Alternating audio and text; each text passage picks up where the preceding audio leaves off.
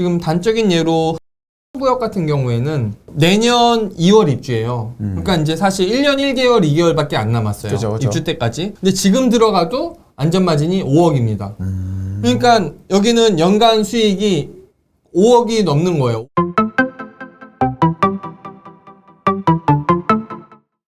근데 그러면 2022년도 네. 현재 지금 이 시장에서 네.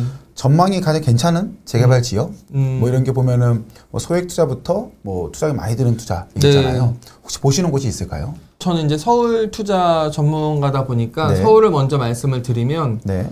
서울 재개발 구역에서 이제 초기 재개발 아직 조합 설립가 나지 않은 뭐 보통 화가들이 그림을 그린다 이런 그렇죠. 이런 구역 말고 위험한 지역 말고 안전하면서 확정 수익을 갖고 갈 수 있는 민간 재개발 조합 설립 인가가 난 민간 재개발을 대상으로 말씀을 드리면 상계 뉴타운이 가장 작은 투자금으로 투자할 수 있는 곳입니다. 지금 초기 투자금 기준으로 4억 원대부터 투자를 할 수 있고요. 근데 상계 뉴타운은 일단 뭐 4구역은 이미 노원 센트럴 프로지오로 작년 1월 달에 입주를 해서 지금 8사 가격이 14억, 15억을 호가하고 있고요. 뭐 5구도 12억을 호가하고 있는데 여기는 이미 이제 안전마진이 끝났죠. 이미 새 아파트로 바뀌었으니까. 그리고 상계 6구역 같은 경우에도 롯데 시그니처 캐슬로 지금 내년 6월에 입주인데 한참 공사 중입니다. 여기도 초기 투자금도 크고 안전마진이 작아서 추천해드리지 않고요. 상계 뉴타운을 투자하시게 되면 지금 상계 1구역, 상계 2구역, 상계 5구역에 투자할 수 있는데요. 상계 1구역, 2구역은 사업시 인가가 났고 상계 5구역은 조합 설립 인가만 났습니다. 지금 현재 제가 상계 2구역도 조합원인데 상계 2구역이 좋은 거는 간평이 났고요. 그리고 현재 올해 6월 앞으로 한 5개월 안에 조합원 분양 신청 단계가 남아 있습니다. 그렇게 되면 내가 몇 평을 신청했는지 그리고 조합원 분양가는 얼마인지 내가 간평가는 얼마인지를 대부분 다 알고 투자할 수 있는 단계가 곧 도래하기 때문에 그 직전에 매수를 하든 그 직후에 매수하든 언제 투자해도 이제 좋은 투자 타이밍이 되고요. 그리고 상계 1구역은 사실 상계 2구역과 똑같이 투자 가치도 높고 또 84제곱미터를 받을 수 있는 확률도 굉장히 높은 구역이어서 제가 이제 주변 분들한테 상계 1구역을 많이 추천해 드렸는데 안타깝게 상계 1구역의 시공사가 현대산업개발이에요.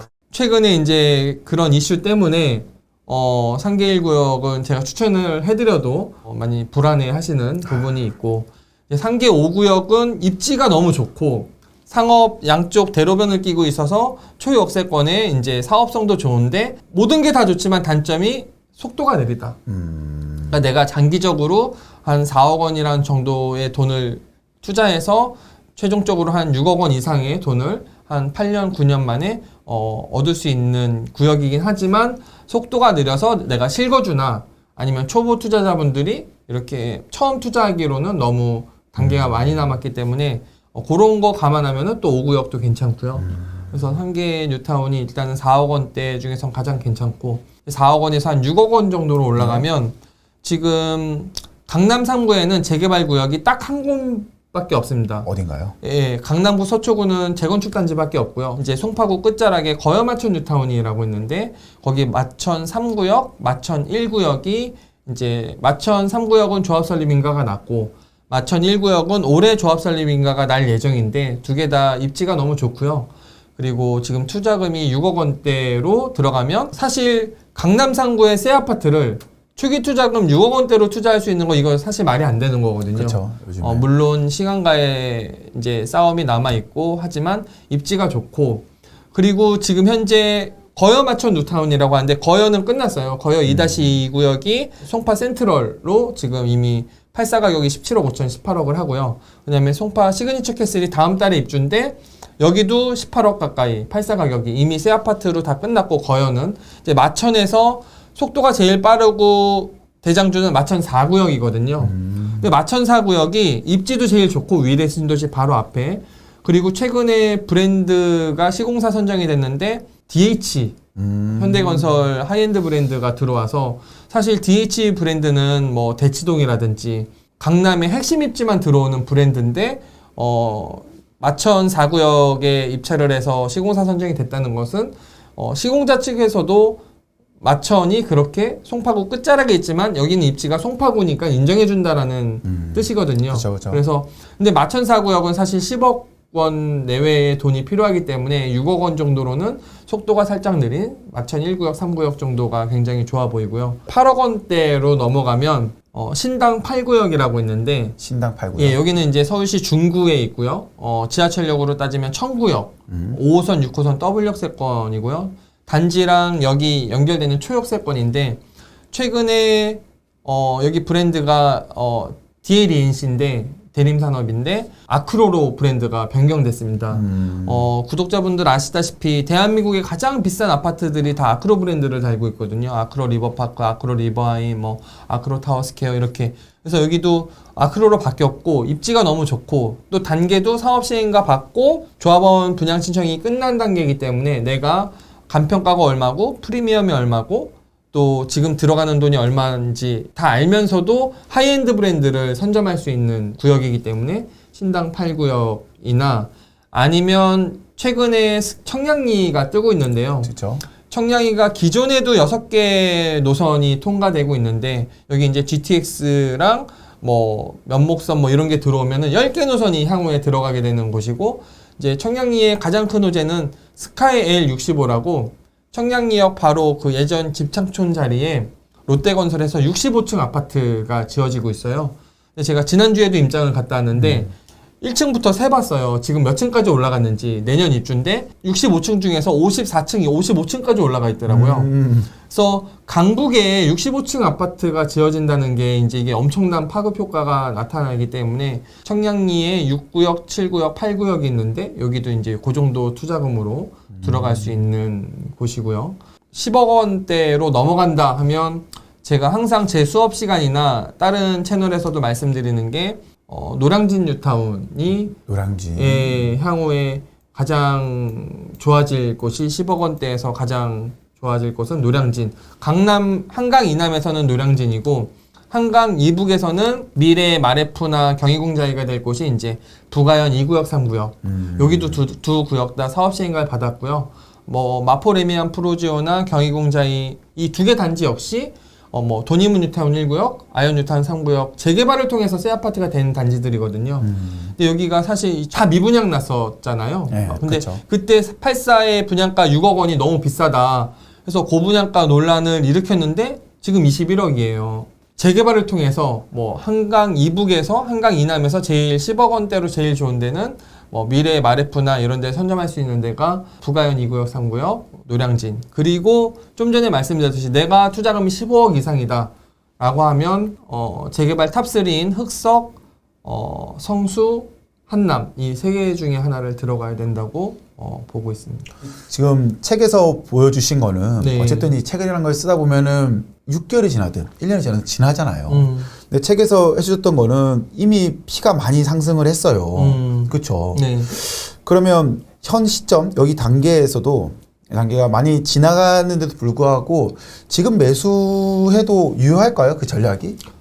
지금 이제 제가 말씀드린 구역이 피가 당연히 많이 올랐죠. 그쵸. 예, 왜냐하면 단계가 진행되면서 재개발은 당연히 프리미엄이 올라가게 되는데 피가 많이 올라서 못 사면 못 삽니다. 왜냐면 이 재개발 투자는요, 내가 이전에 피가 얼마 올랐냐를 보고 투자하는 게 아니라 앞으로 신축업 미래 예상되는 제가 입주할 때 예상되는 예상 시세가 있고요. 그리고 제가 지금 살 때 총 매가가 있으면 입주 시 예상 시세에서 총 매가를 빼면 안전 마진이 나오거든요. 그 안전 마진이 기간 대비 내가 만족하느냐 안 하느냐라는 시점에서 투자를 해야지 이전에 오른 거는 의미가 없습니다. 사실 내가 지금 투자해도 얼마가 남느냐를 계산해서 지금 서울 재개발을 저는 이제 서울에 25개에서 30개의 모든 구역을 매달 시세 조사를 하고 있는데요. 84 기준으로 입주 때 예상되는 시세에서 지금 들어가는 총 투자금을 빼면 이제 안전 마진인데 그거를 기간으로 나누는 자료를 제가 계속 업데이트를 하고 있어요.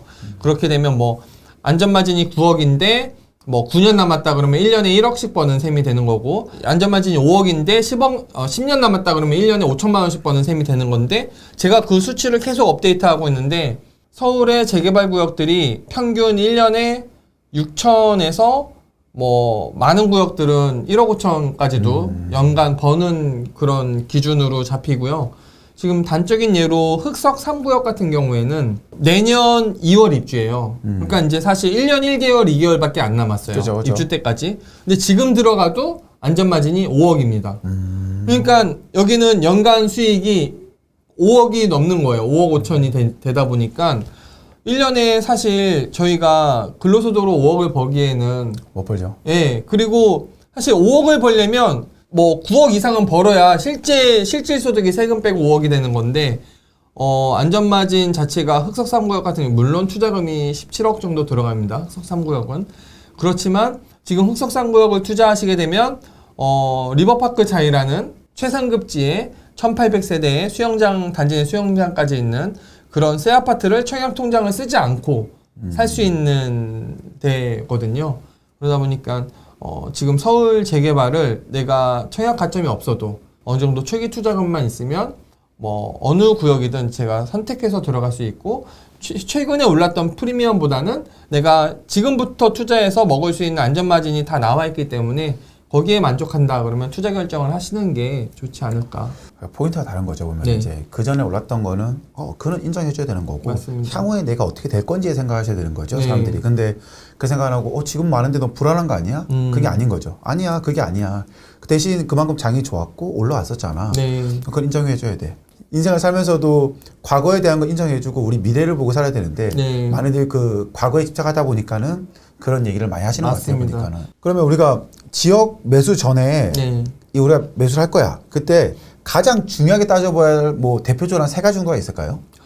일단은 재개발 투자할 때 가장 중요하게 봐야 될 곳은 첫 번째는 지역을 선정할 때는 이제 재개발은 제일 중요한 게 비례율이 올라갈 수 있는 구역이냐 아니냐. 여기서 말하는 이제 비례율, 사실 비례율 설명하면 또 이제 되게 길어지는데 비례율이 좋다는 거는 간단하게 말씀드려서 그 해당 구역의 사업성이 좋다는 거예요. 그렇죠. 사업성이 좋아지면 예를 들어서 일반 분양을 많이 한다든지 하면 그 일반 분양 수익이 늘어나면서 비례율이 높아진과 비례해서 나의 분담금이 낮아지게 되거든요. 그렇게 되면 결과적으로 내 분담금이 낮아지면 투자 가치가 높아지고 나는 작은 돈으로 새 아파트를 받을 수 있는 결과가 나오는 건데 이렇게 비례율이 높아질 구역을 투자하실 때는 총 건립 세대수 대비 조합원 수가 적거나 총 건립 세대수 대비 일반 분양이 많거나 똑같은 뜻이긴 한데 네. 요런 데 투자하시면 일단은 좋고요. 그다음에 두 번째는 입지를 봐야 되는데 내가 투자금이 예를 들어서 뭐 8억 원이 있다라고 하면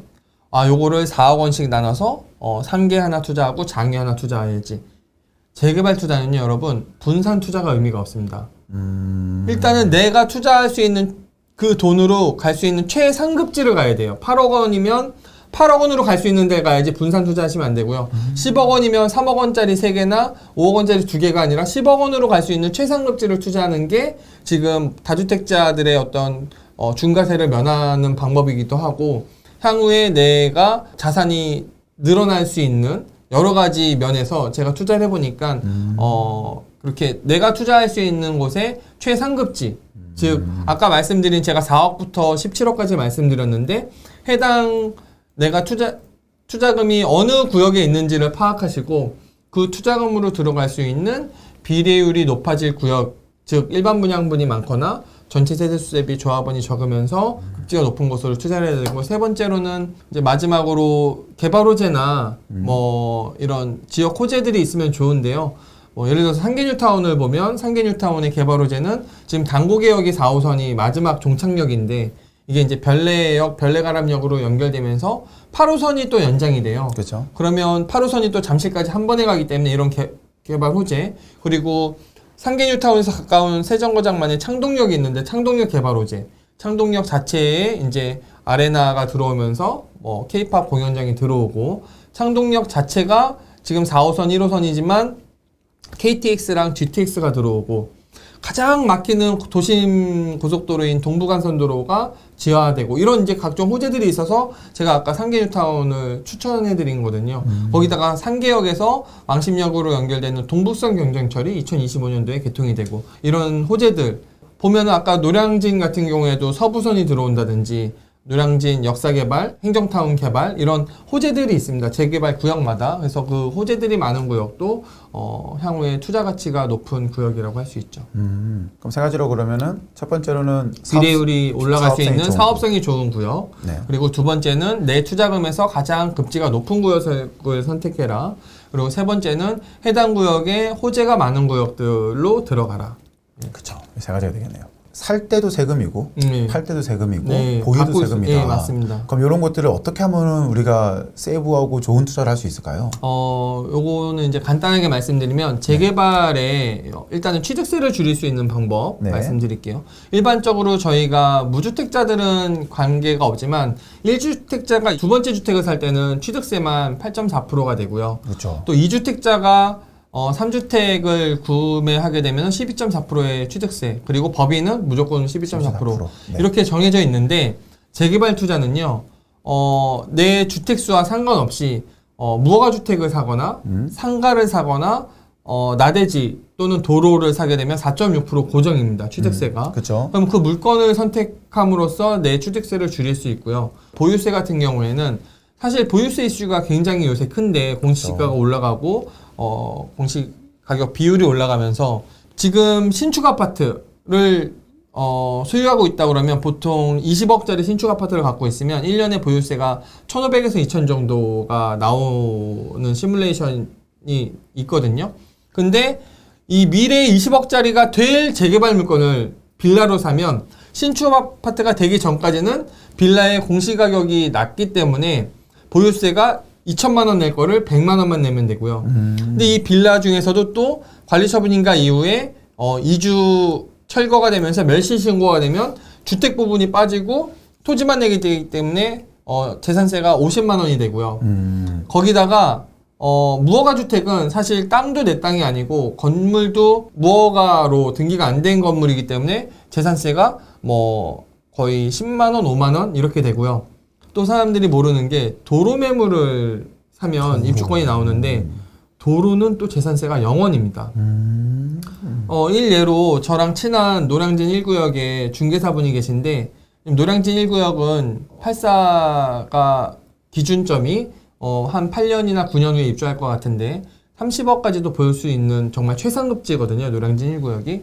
근데 노량진 1구역에 대지가 지분이 굉장히 큰 도로 매물을 갖고 계세요. 그 중개사분이. 근데 이거를 2006년도부터 매수하고 계셨기 때문에 지금 16년째 보유하고 있는데 미래에 30억짜리 아파트가 될 거를 갖고 있지만 재산세 1원도 내지 않았습니다. 16년 동안. 도로를 갖고 있다는 이유로. 그래서 이렇게 이제 또 보유세를 줄일 수 있는 방법이 있고요. 마지막으로 양도세. 사실 저도 이제 부동산 투자를 50채 이상 투자하다 보니까 세금을 많이 냈어요. 많이 그렇죠. 냈는데 취득세나 보유세를 줄이는 것보다 양도세를 줄이는 게 전체 세금의 80-90% 이상을 차지하는데 재개발 투자는요, 대체주택 특례조항이라는 걸 활용하게 되면요, 이제 뭐 대체주택 특례조항은 두 가지가 쓸 수 있는데, 첫 번째로 내가 기존의 구축 아파트나 일반적인 주택을 갖고 있을 때, 두 번째 주택을 조정지역 내에서 재개발 구역이 아닌 일반적인 주택을 사게 되면 지금 1, 2, 1이 돼서 같은 조정지역 내에 두 번째 주택을 사게 될 때는 기존 주택을 1년 안에 매도를 해야 됩니다. 그래야 비과세를 받을 수 있는데 관리처분인가 이후에 입주권, 즉 사람들이 입주권이라고 말하면 멸실 입주권을 생각하는데 멸실되지 않아도 재개발에서는 관리처분인가일 다음 날부터는 모든 재개발 물건이 입주권, 세법상으로는 입주권으로 분리가 돼요. 즉 관리처분인가 이후에 재개발 물건을 사게 되면 1주택자가 그러면 이게 1, 2, 1에서 다시 1, 2, 3로 바뀝니다. 그러니까 3년 안에 요걸 팔아도 되고요. 3년 안에 팔아도 되는데 이 관리처분 인가 이후에 샀던 재개발 구역에 이 재개발 구역 물건이 새 아파트가 되고 준공이 되고 나서 준공 시점부터 2년 안에 입주를 해서 1년 이상 거주를 하면 이게 3년이 지나도 7년, 8년이 돼도 기존 주택을 비과세 받고 여기도 비과세를 받을 수 있어요. 그러니까 이 대체주택 특례조항을 활용하게 되면 양도세를 획기적으로 줄일 수 있고 기존 주택의 상승분을 1년이 아니라 3년 또는 최대 7, 8년까지도 누릴 수 있는 이런 세법상의 또 장점이 있고요. 또 하나의 대체주택 특례조항은 재개발 구역의 물건 하나만 갖고 있는 사람이 사업 시행인가 이후에 또 다른 구축 아파트나 뭐 주택을 사게 되면 이주용으로 진행되다 보면 이제 이주 시기에 이주를 해야 되잖아요. 네. 근데 이때 이주를 할 때 보통은 전세나 월세로 3년 정도 살다가 완공되면 들어오게 되는데 그렇죠. 이때 이주를 위한 주택을 대체주택 특례조항으로 인정을 받아서 두 번째 주택을 또 비과세 받는 방법이 있어요. 이것도 재개발 투자에서 활용할 수 있는 양도세 절세 전략 중에 하나죠.